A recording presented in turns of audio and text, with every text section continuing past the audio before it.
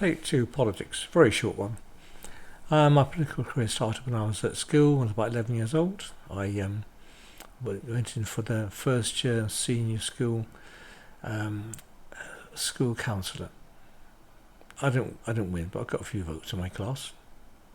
Then when I was 19, I wanted to go to college because I was unemployed with no qualifications to get some O levels, and it was against regulations. If you're unemployed, you couldn't go to college.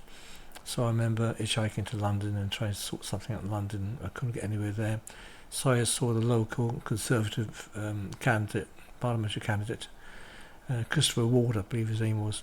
Nothing really happened there, so I saw the standing Member of Parliament for Swindon, David Stoddart, who later became Lord Stoddart of Swindon. I went to see him about 10 days in a row, having chats about everything in his office with his site agent, having tea. Nice man and his agent. Milton Road offices. And he helped me. Because one day I went to sign on in the dole queue at the local job centre, and I was called behind the scenes to go upstairs to see the manager, who wasn't very happy because he had received a letter from Barbara Castle, the Minister of Employment, telling that, in her opinion, I should go to college.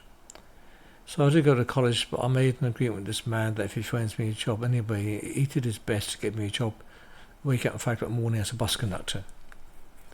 I couldn't do that, but I made a disagreement that if he got me a job, I would stop getting to college. So I made a mistake there. I did get some more levels some years later, home study, in a cold room, using the dining table that was downstairs, 4 mica top small table. And I put a little heater in the bedroom, and I had my pencil and pens, and I studied. Another story, studying. And then when I was 21, I was a deputy assistant treasurer for the biggest white-collar union in Swindon, in Plesseys. And apart from being an assistant treasurer, I was collector, and also I became the delegate chairman to go to Bristol to meet Dennis Howell, the then Minister of Power. He was the president of the union. And I had this meeting with him, and I had to read out the speech. I didn't read the speech out, but I spoke about Swindon and everything was okay. And afterwards I had tea with Dennis Howell.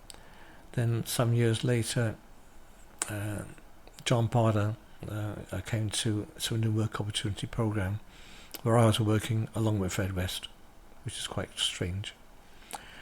And then some years later, when I was I think about 42, I went to a general election in Swindon, mainly because I thought it was quite funny, because I was well known at the time for other reasons. I only got a handful of votes, but I got a lot of publicity in the radio, press and TV.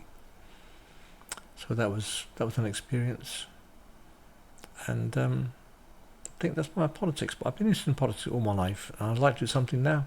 I'm trying my own way, but I could be barking at the wrong tree, or like a previous video saying I'm barking mad, but I think I can see quite clearly what's wrong, but nobody listens. Goodbye.